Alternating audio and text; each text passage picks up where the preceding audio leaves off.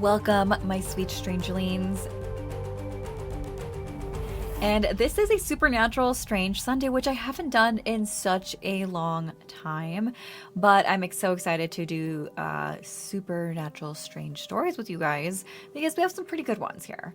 And of course, before we get into the topic, into the stories, I want to remind you that if you do want to submit your scary stories, you can join my Discord. You can also write to me at shareyourspookystories@gmail.com. All the information will be in the description below. A person or an animal or? I can't tell. All I know is my central light came on and Tim Peeler swears he had an encounter with one of the most legendary beasts in history. What looks like Bigfoot walking around. So, today's episode is going to be packed with what are the strange creatures in the woods. Now, if you follow me on social media, you know that I do live streams and I also talk about strange occurrences on my live streams. And one of the things that I've seen time and time again is people talk about Bigfoot. What exactly is going on in the woods of the United States, right? That's literally the question. I've seen it on Reddit. I've seen people talk about it online, whether it's TikTok, Instagram, Facebook. But the point remains here is that people are always saying there's a creature out there in the national forests. Now, some people do believe that Bigfoot is not a physical being, but rather something spiritual. And it's fairly interesting, right? Because while I lived in Colorado, I remember Pikes Peak had a statue honoring Bigfoot, which was really fascinating, might I add. So Washington is another very popular example of where people have seen Bigfoot time and time again. There's even the story of this man who called 911 and freaking out saying that he saw a creature in his yard, if I'm not mistaken. Now, Alaska is also another place. It says here that in Portlock, Alaska, it was established in the 19th century, but it quickly became a ghost town. A terrifying Bigfoot creature chased the villagers out. Now, when I posted this story on my TikTok, I did have somebody who was indigenous to that part of Alaska and was talking about how in their community that Bigfoot was actually summoned to protect the indigenous people and that sacred land. The scariest Bigfoot story ever may not be all what you think it is. Portlock, Alaska was abandoned in 1950 because people were reporting this mysterious hairy creature that was murdering and stalking people in the surrounding area. Also, the indigenous tribes of the Sugapec tribe, I believe. I might be mistaken. But they were also talking about their version of Bigfoot called the Nantinak, and basically they were educating the settlers on that too and were warning the settlers on that. But basically in Portlock, Alaska, people were finding people disappearing, Bigfoot prints in the surrounding area that were 18 inches long, people washing up ashores. There was even this one murder case where this guy was hit with a really heavy blunt object, and when they investigated, they were really stumped because the object was so heavy, like no normal person could lift that up.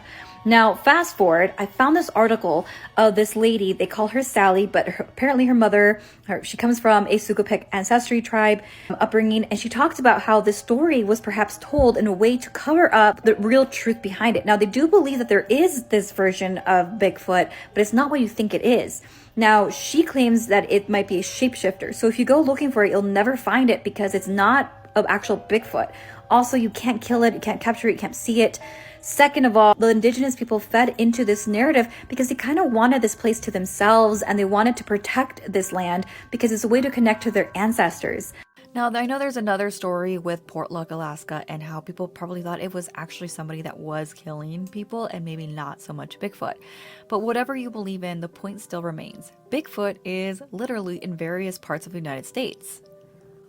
But I do have a story that is not dedicated to the United States. It's actually located in El Salvador because I'm Salvadorian and I wanted to represent a Salvadorian story. Basically just highlighting the weird occurrences that happen out there in the woods. So let's start off with this story. Now the person said that their name is Ryan and they submitted this story. My husband and I live in Northern California, and up here it is known for Bigfoot sightings. Now, the entire community in which I live in embraces the Bigfoot legend, even themed decor. Now, we live in a very woodsy, foresty area, and our property expands over 40 acres. And we love it here because it was very peaceful. Highlighting, it was very peaceful. So from the beginning, when we moved into this property, we felt an eerie sensation of being watched. Despite living deep in the woods, we rarely hear or see any wildlife. Like, you would think that if it's in the middle of the night, you would hear crickets. You would hear at least the owls or something. Now, owls might be kind of rare, but you would hear something. And of course, we rarely see wildlife. Like, there's moments where it feels like there's no birds, there's no squirrels even, which is so bizarre. So one night, we were awakened by a knocking sound on our bedroom wall. It happened again a few nights later, and this time on the window. Each time, the noise left us feeling very anxious and unnerved, but we managed to dismiss it as we maybe thought it was just a figment of our imagination. So, tonight, things took a more disturbing turn. My husband went out to look at the generator above the house to fill out the solar panels with water. It was pitch black, but as soon as he turned around and switched off the quad, he was met with this really loud scream, which he described as being a form of a large male human. He quickly finished his task and hurried back inside, convinced that whatever was making that sound was probably not an animal, because like I said, we hadn't really been hearing any noise out here in the woods. But I told them maybe it was a crow. Sometimes crows can make sounds. But then my husband reminded me, like, something that loud, and maybe, right, I'm trying to convince myself here that it might be an animal. But obviously, with how we've been feeling and all that, it's becoming increasingly difficult. The persistent feeling of being watched and the strange occurrences have left us on edge, making us question if this might be the typical Bigfoot behavior that our community has experienced in the past. Thank you, Ryan, for submitting the story. I can't imagine you wanting to buy a property to get peace and quiet, but then constantly feeling like you're being watched and constantly feeling like you're being watched. And also the fact that you don't hear the peaceful sounds of animals. For me personally, when I think of hiking or camping out in the woods, I do love the sound of the birds and what they make, the beautiful sounds and melodies that the birds make, the crickets and all that. And if you're telling me that you're not hearing anything, that just gives me goosebumps and chills. Yeah, obviously, if you have any updates, feel free to let me know. Now, this story is submitted by Hunter A. Just gonna leave it like that. I don't really want to share last names, but this is what they said. Hey, I wanted to share this really strange story that happened years ago, and it still leaves me puzzled at night. Now, I understand that sharing stories over the internet and sharing it with strangers on the internet might lead people to be skeptical and even question the authenticity, but I just want people to hear me out, and maybe you might find this very fascinating. So, I also think about this because saying this before we begin the story, I might sound suspicious, but here goes nothing. So a couple of years ago, my girlfriend and I decided to take a 2-week trip to Washington State. So we decided to hit up a couple of places in the national park here in Washington. Now, I don't want to bore you with all the details of our trip, but I think some of these things might be relevant. So the key part happened when we were on our way to Ho Forest, and somehow we ended up getting lost. We ended up about 20 miles off track in what appeared to be a tree logging area with wide open spaces and tree stumps as far as the eye could see. As we drove through this area at sunset, I noticed something moving off to the left side of the road about 100 to 125 yards away. At first I thought it was a bear that had crossed the road, but what confused me was it was running on its hind legs. I watched it for about 15 seconds before it disappeared into the forest, and it was moving incredibly fast.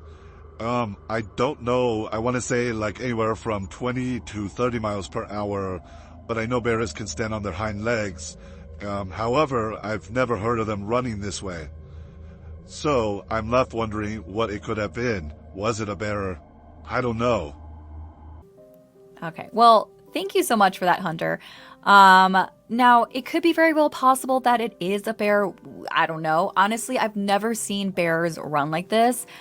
But if for whatever reason I can find something like that, I will, of course, stitch it on there. Now, I can imagine, though, like feeling like you're getting lost and seeing something very out there like that would leave you very puzzled and concerned, which is valid. But I would like to just say that I would love to just think it is a bear, but I'm also open to any other interpretation. And sometimes these sickly bears get confused for some type of paranormal entity, something out of this world, which I don't blame them. I mean, this doesn't look something that you would see every day. What's even scarier is that this doesn't just happen to bears, this happens to other animals. This is caused by Sarcoptes sacabe. I probably said this wrong, but take a pause, read it. It's pretty scary, right?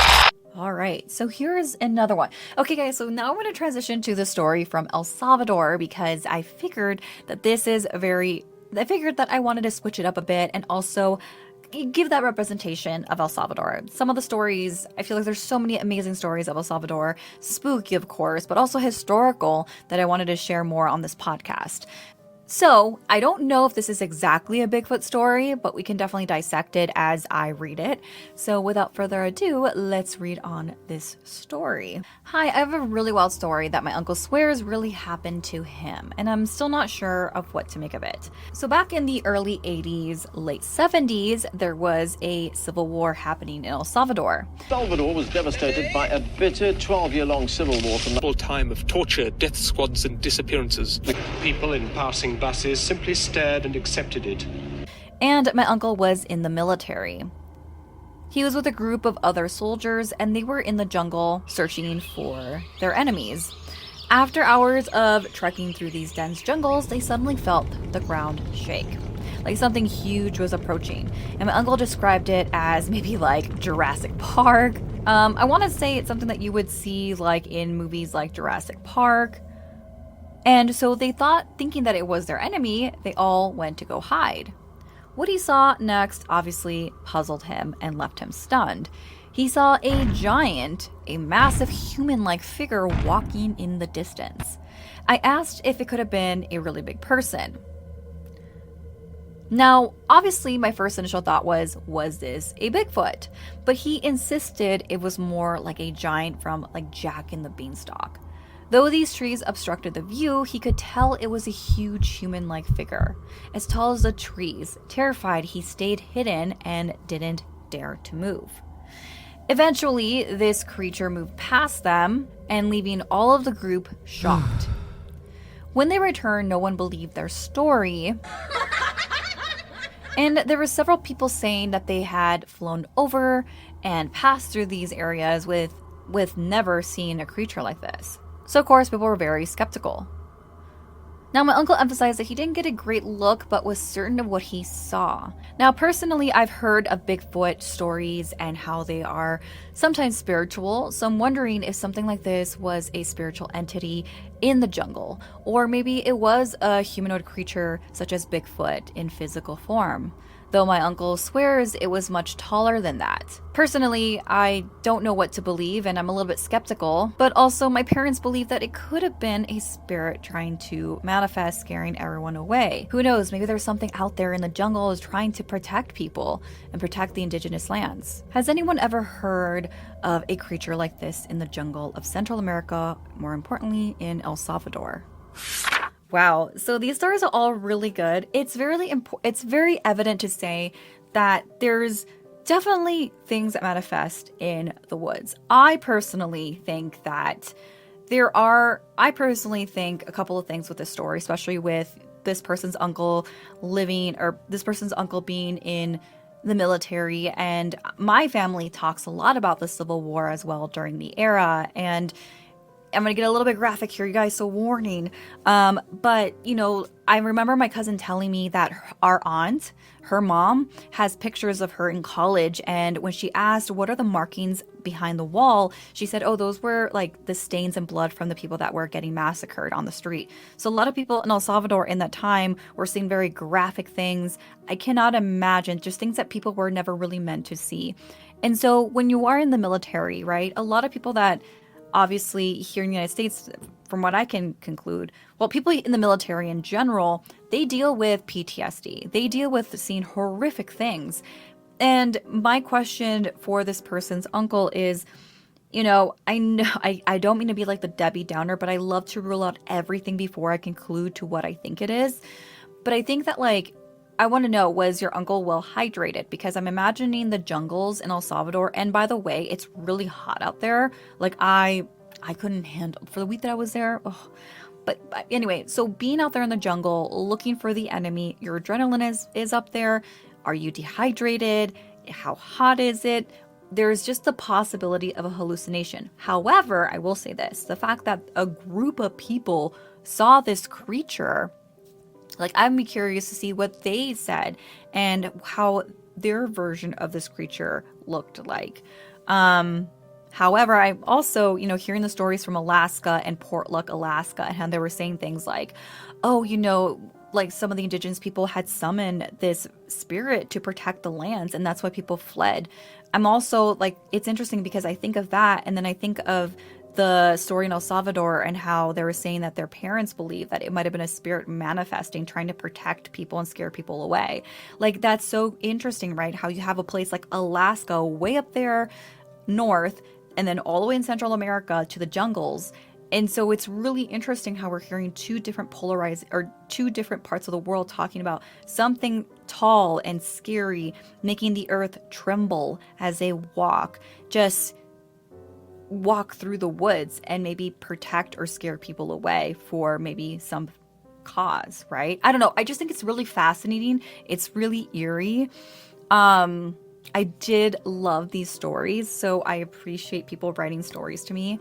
I know this is going to be a really short episode for this week, but I am having more guests appear in the next couple of weeks. And also, you guys, Midsummer Scream is happening this weekend. So by the time you hear this, you might have missed it by then. But I'm also going to make some footage on that. And you let me know, do you want me to post stories of what people shared at Midsummer Scream as a podcast format? Because that's kind of cool. I know last year I did walk around Midsummer Scream and I asked people for their scary stories, and it was pretty good. It was pretty fun. So anyway, that's all I have for the Supernatural Strange Sunday episode, and I will talk to you guys later. Remember, stay strange.